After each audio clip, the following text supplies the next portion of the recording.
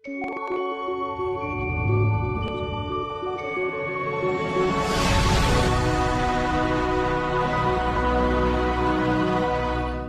The Lord. जय मसीह की। मैं कुछ दिन ब्रेक लेने के बाद फिर से आया हूँ आप लोगों के सामने। विश्वास करता हूँ आप सभी ठीक होंगे। जितने विश्वासी भाई बहन हैं सब के ऊपर परमेश्वर का आशीष बना हुआ है। आज मैं फिर से इस चैनल के माध्यम से आप लोगों के बीच कुछ परमेश्वर का वचन लेके आप लोगों के बीच आया हूँ। और आज का वचन है परमेश्वर का वचन का पूरा होना, एकम्प्लिशमेंट ऑफ गॉड्स वर्ड। परमेश्वर का वचन जो एक बार निकलता है, काम पूरा किए बिना वापस नहीं जाता, ऐसा वचन हमें ये बताती हैं। मैं कुछ बाइबल का परमेश्वर का कलाम आप लोगों का सामने पढ़ना चाहता हूँ। इस बारे में परमेश्वर का वचन क्या हमें सिखाती है, परमेश्वर का वचन हमें क्या बताती है। यशाया का 55:10 में परमेश्वर का कलाम यूँ कहता है कि for as the rain cometh down and snow from heaven and returneth not thither but water the earth and maketh it bring forth and bud and it may give seed to the sower and bread to the eater। इसमें परमेश्वर का कलाम ये कहता है कि जिस तरह से बारिश का पानी आसमान से गिरता है, जिस तरह से बर्फ़ जो है गिरता है, वो तब तक वापस नहीं आता जब तक वो अपना काम नहीं करता है। जब बारिश का पानी आसमान से बरसता है तो इस धरती को भिगोए बिना वापस नहीं जाता, और जब इस धरती को अपने पानी से भिगोता है वहाँ उपज लाता है। पानी के द्वारा इस ज़मीन, इस धरती पर उपज लाता है। उपज लाए बिना वो वापस नहीं जाता। जब उपज लाता है, जिसने बोया है उसके लिए वो खाने का सामान तैयार करता है। जो खाने वाला है उसको खाने पीने का सामान दिए बिना पानी, बारिश का पानी बादल में वापस नहीं जाता है। ठीक उसी तरह वचन ये कहता है कि so shall my word be that God forth out of my mouth, it shall not return unto me void, but it shall accomplish that which I please, and it shall prosper in the thing whereto I send it। तो परमेश्वर का वचन हमें ये बताती है जिस तरह से बारिश का पानी इस धरती को भिगो के उपज लाए बिना वापस आसमान में नहीं जाता है, ठीक उसी तरह परमेश्वर कहता है कि मेरा वचन जो मेरे मुंह से एक बार निकलता है वो अपना काम किए बिना मेरे पास वापस नहीं आता है। मैं जिस काम के लिए इस वचन को मैं अपने मुंह से निकालता हूँ वो काम पूर्ण किए बिना, पूरा किए बिना मेरा वचन मेरे पास वापस नहीं आता है। तो मेरे भाइयों और बहनों, परमेश्वर का वचन जो एक बार परमेश्वर आपके लिए बोलता है, परमेश्वर का वचन जो प्रतिज्ञा आपके लिए है वो जीवित है। वो जीवित परमेश्वर का वचन, इसलिए आपके जीवन में पूरे किए बिना वो परमेश्वर का पास वापस नहीं जाता, ऐसा परमेश्वर का कलाम कहता है। लेकिन परमेश्वर चाहता है उसके वचन आपके जीवन में पूर्ण होने के लिए, हमारे जीवन में पूरा होने के लिए परमेश्वर चाहता है कि हम उसका इंतज़ार करें, उसके वचन का पूरा होने का इंतज़ार करें, उसका पूर्ण होने का इंतज़ार करें। इसलिए कहता है कि परमेश्वर का इंतज़ार करो, परमेश्वर का सही समय का इंतज़ार करो। परमेश्वर का वचन हमें ये सिखाता है कि जब हम इंतज़ार करता है हमारे अंदर धीरज जो है पनपता है, धैर्य पनपता है, और हम परमेश्वर में मजबूत बनता है। परमेश्वर पर जो हमारा विश्वास है वो मजबूत बनता है। इसलिए वचन हमें ये सिखाती हैं कि भजन 27:14 में लिखता है, wait for the Lord, be strong and let your heart take courage, yes wait for the Lord. वचन हमें ये सिखाती है कि be strong and let your heart take courage, be strong, मजबूत रहो, मजबूत रहो, अपने हृदय को मजबूत बनाओ और परमेश्वर का इंतजार करो। भजन 37:7 में यूँ लिखता है, वेट पेशेंटली फॉर लॉर्ड, परमेश्वर का धीरज के धैर्य के साथ इंतजार करो, परमेश्वर का काम पूरा होने के लिए परमेश्वर का इंतज़ार करना, उसके समय का इंतज़ार करना हमें वचन सिखाती है। और पहला पत्रस 5:6 में भी ये लिखता है, Humble yourself under the mighty hand of God that he may exalt you at the proper time. Humble yourself under the mighty hand of God. अपने आप को परमेश्वर के हाथ के अधीन बना लो, उसमें अपने आप को समर्पित करो ताकि वो सही समय आने पर आपको ऊंचा उठाए। तो परमेश्वर जब हमसे इंतज़ार करवाता है, जब परमेश्वर चाहता है कि हम इंतज़ार करें, इसके पीछे कुछ रहस्य होता है, उसके पीछे कुछ योजना होता है परमेश्वर का, और परमेश्वर हमें मजबूत बनाना चाहता है। इसलिए परमेश्वर चाहता है कि हम इंतज़ार करें, और ये हमारे विश्वास को परखना है। परमेश्वर का एक तरीका है हमारे विश्वास को परखने का, हमारे विश्वास को देखने का, क्या हमारे विश्वास परमेश्वर में अटल है। ऐसा समय आने पर, तकलीफ का समय आने पर क्या हम परमेश्वर को छोड़ देगा? ये परमेश्वर देखना चाहता है, वो ये तय करना चाहता है कि हमारे विश्वास कितना परमेश्वर में अटल है, हमारे विश्वास किसी भी परिस्थिति में हम किस तरह से परमेश्वर का विश्वास करता है, परमेश्वर वो तय करना चाहता है, वो श्योर करना चाहता है। इसलिए परमेश्वर हमसे इंतजार कराता है। इसलिए वचन कहती है कि wait for the Lord, be strong and let your heart take courage. Wait for the Lord, wait patiently for the Lord. धैर्य के साथ परमेश्वर का इंतजार करो। बाइबल के जो वचन है, इसमें मैं कुछ उदाहरण आप लोगों को देना चाहता हूँ कि एक सबसे बड़ा उदाहरण है इब्राहिम या अब्राहम को जब परमेश्वर ने बुलाया था, पुकारा था। हम लोग इसको उत्पत्ति 12:1 से पढ़ने से दिखाई देता है कि जेनेसिस चैप्टर 12 वर्स 1 से पढ़ने से दिखाई देता है। अब्राहम या इब्राहिम को जब परमेश्वर ने बुलाया था, परमेश्वर ने यह प्रतिज्ञा किया, मैं तुझे I will make the father of nation और I will create a nation from you. मैं तुझसे एक जाति उत्पन्न करूंगा, मैं तुझे राज्यों का पिता बनाऊंगा, मैं तुझे बच्चा दूंगा, मैं तुझे परपोता दूंगा, मैं तुझे अपना बेटा दूंगा। परमेश्वर का ये प्रतिज्ञा था। जब परमेश्वर ने इब्राहिम को बुलाया, पुकारा, एक रात अब्राहम के पास परमेश्वर का दूत आया, परमेश्वर का वचन आया।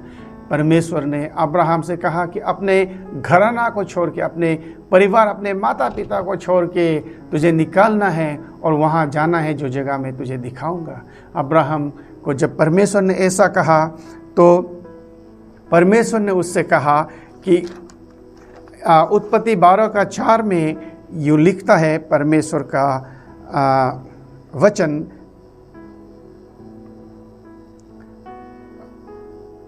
उत्पत्ति 12:2 में लिखता है, आई will make the a great nation.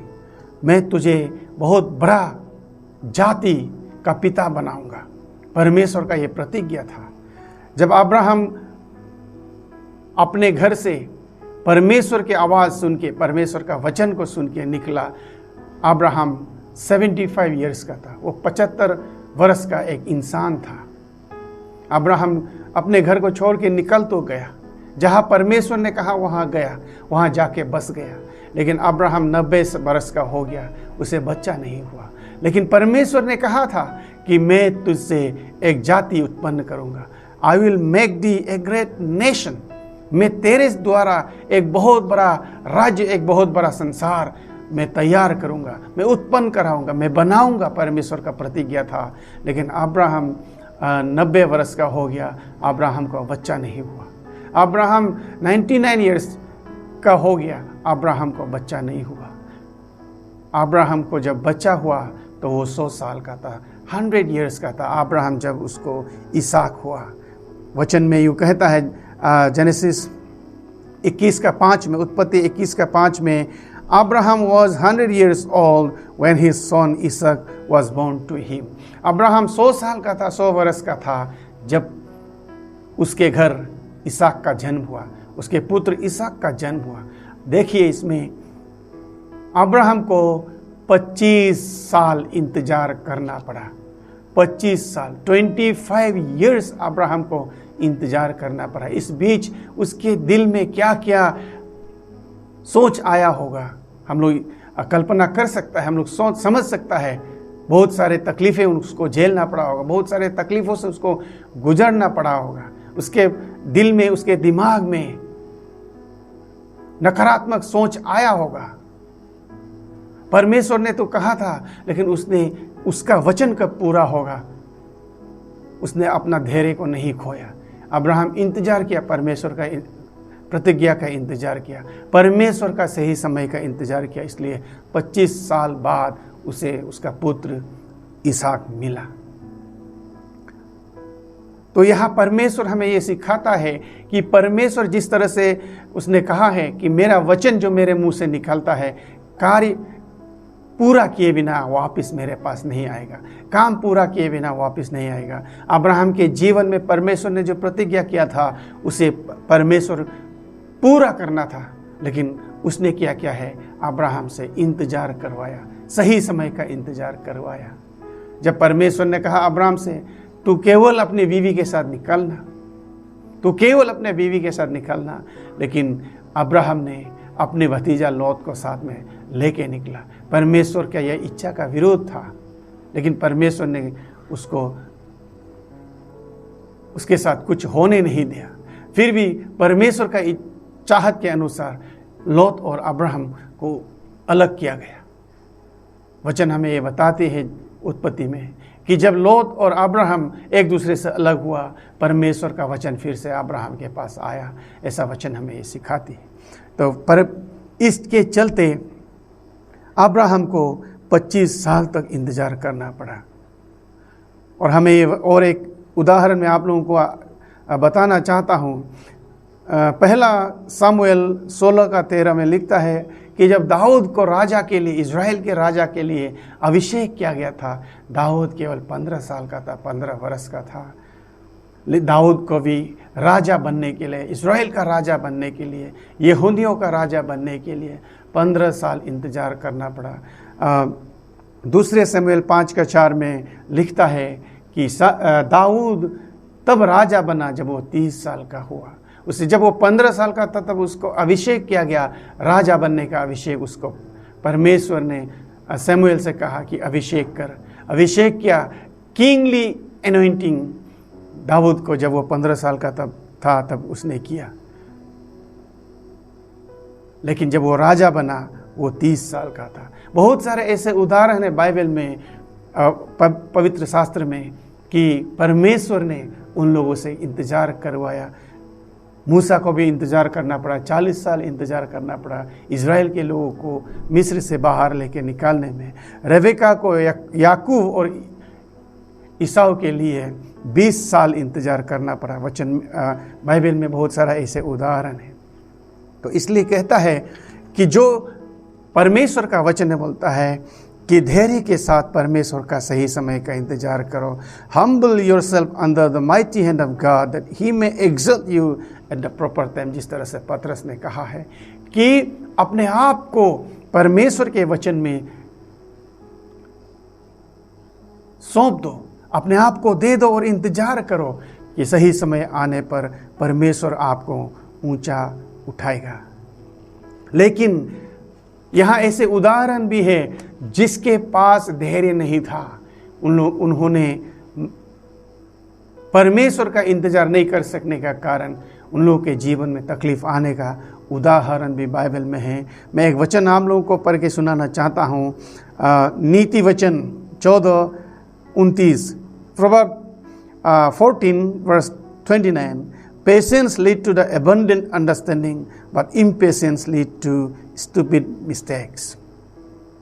वचन हमें ये सिखाती है कि पेशेंस, धैर्य जो है, लीड्स टू abundant understanding।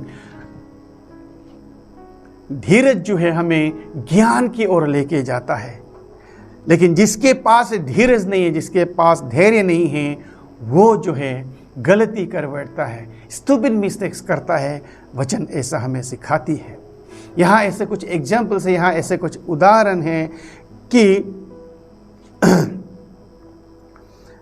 जिन लोगों ने परमेश्वर का समय का इंतजार नहीं कर सका, जिस तरह से वचन में कहा है नीति वचन 14:29 में, patience lead to the abundant understanding but impatience lead to stupid mistakes.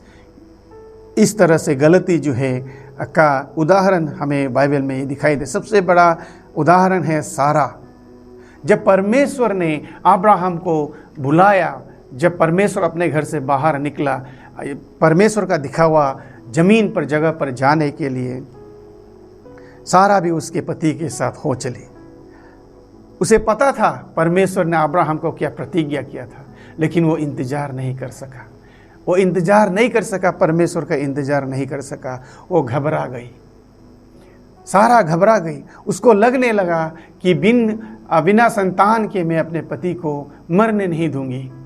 उसके मन में ये सोच आए और उन्होंने क्या किया, अपने जो दासी थे हाजिरा, उसको अपने पति के साथ शारीरिक संबंध बनाने का उसने आज्ञा दिया।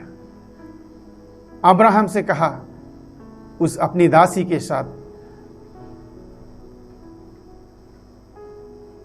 रहने का, और उसके फलस्वरूप इस्माइल का जन्म हुआ। इस्माइल का जन्म हुआ। जब इस्माइल का जन्म हुआ, सारा के मन में जलन पैदा हुआ। सारा जलने लगा इस्माइल से, क्योंकि अब्राहम इस्माइल से बहुत प्यार करने लगा था और हाजिरा से बहुत प्यार करने लगा था। अब्राहम को लगने लगा कि यही परमेश्वर का प्रतिज्ञा किया हुआ संतान है। नहीं, इस्माइल परमेश्वर का प्रतिज्ञा किया हुआ संतान नहीं था। Ishmael was not the promise son of God for Abraham. Abraham का प्रतिज्ञा किया हुआ संतान सारा से ही आना था, लेकिन अब्राहम को लगने लगा यही सब कुछ है, यही परमेश्वर का वादा है। तो सारा के दिल में जलन पैदा हुआ, उससे गलती हुई, जिसके कारण इस्माइल का जन्म हुआ।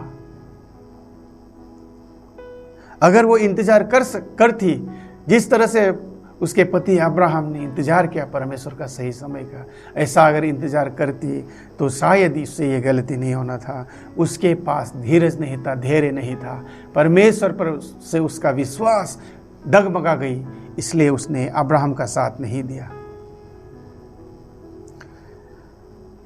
इसके चलते गलतियों 4:22 से 26 तक इसकी कहानी लिखा है। मैं आप लोगों को ये परमेश्वर का कलाम, परमेश्वर का वचन में पढ़ के सुनाना चाहता हूँ। उसके बारे में क्या लिखा है।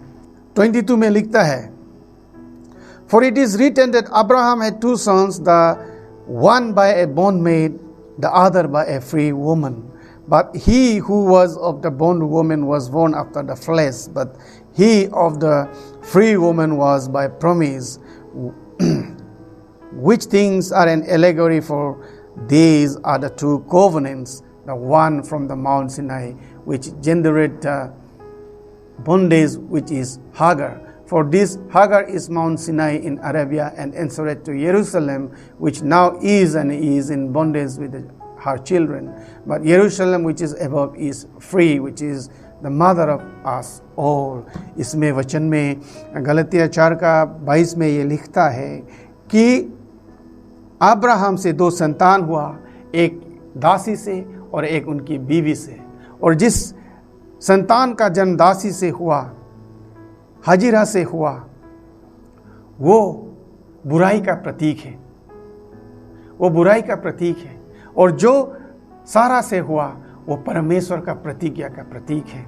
अगर वो गलती सारा के भीतर अब्राहम की तरह धीरज होता, ये गलती उससे नहीं होना था। जिस तरह से वचन कहती है, patience lead to abundant understanding but impatience lead to stupid mistakes.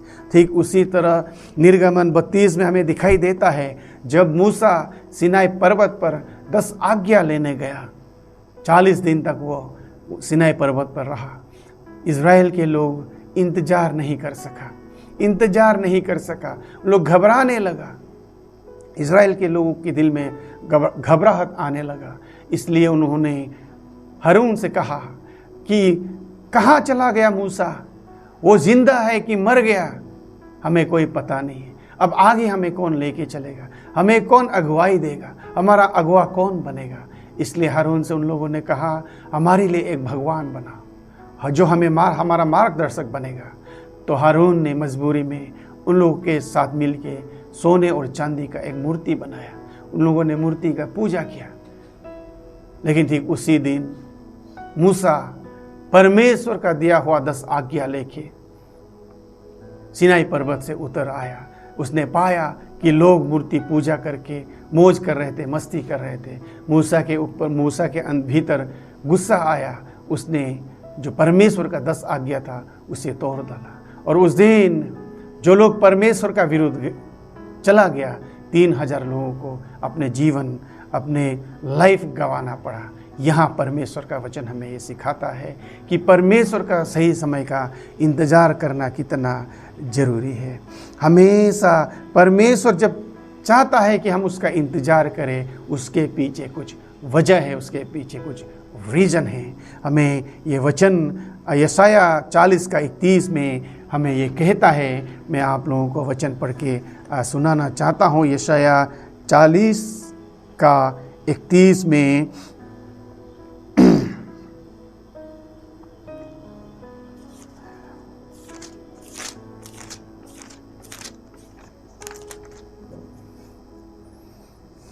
यहाँ वचन परमेश्वर का कलाम हमें ये सिखाती है कि But they that wait upon the Lord shall renew their strength. They shall mount up with wings as eagles. They shall run and not be weary, and they shall walk and not faint.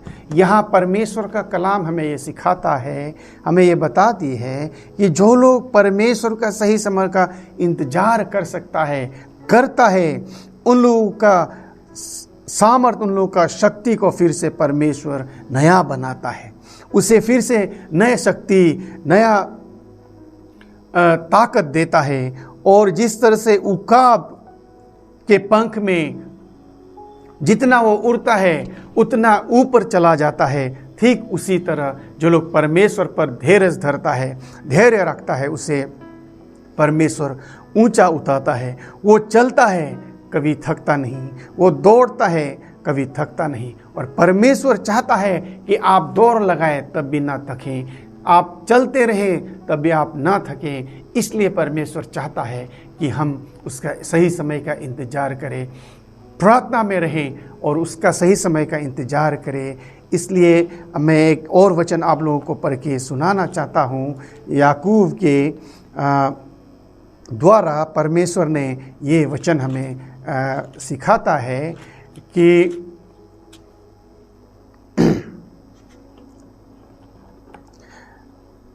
याकूब 1 का 2 में ऐसा लिखता है कि My brethren, count it all joy when you fall into diverse temptations, knowing this, that the trying of your faith worketh patience, but the patience have her perfect work, that ye may be perfect and entire, wanting nothing. आप हमें ये वचन सिखाता है कि याकूब ने कहा है कि मेरे भाइयों, जब आपके ऊपर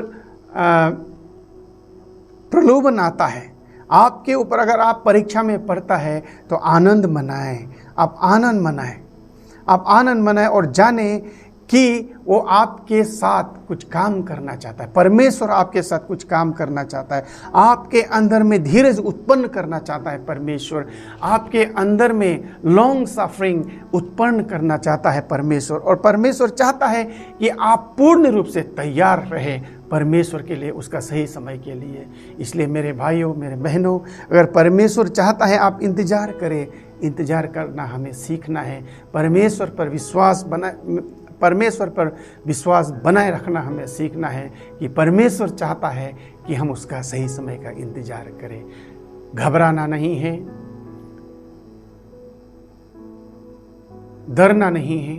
परमेश्वर चाहता है, परीक्षा में हमें परमेश्वर लाके परखना चाहता है कि हमारा विश्वास कितने गहरा है, हम परमेश्वर के पर विश्वास में कितना अटल है। मैं समझता हूँ कि इस वचन के द्वारा आप लोगों के जीवन में बहुत सारा बदलाव आएगा। बहुत सारा चेंजेस आप लोगों के जीवन में आएगा, क्योंकि ये छोटा सा वचन परमेश्वर के वचन है। ये मेरा वचन नहीं है, मेरा शब्द नहीं है, ये परमेश्वर का वचन है, परमेश्वर का शब्द है, जिसको मैं आप लोगों के सामने लाया हूँ कि परमेश्वर चाहता है कि हम उसका इंतज़ार करें, सही समय का इंतज़ार करें। परमेश्वर का वचन पूरा होता है। अगर आपके जीवन में कुछ करने का परमेश्वर ने प्रतिज्ञा किया है, वो ज़रूर होगा, आपके जीवन में वो होके रहेगा, परंतु हमें इंतज़ार करना सीखना है। मैं विश्वास करता हूँ परमेश्वर का आशीष आप सबके ऊपर सदा बना रहेगा। आमीन।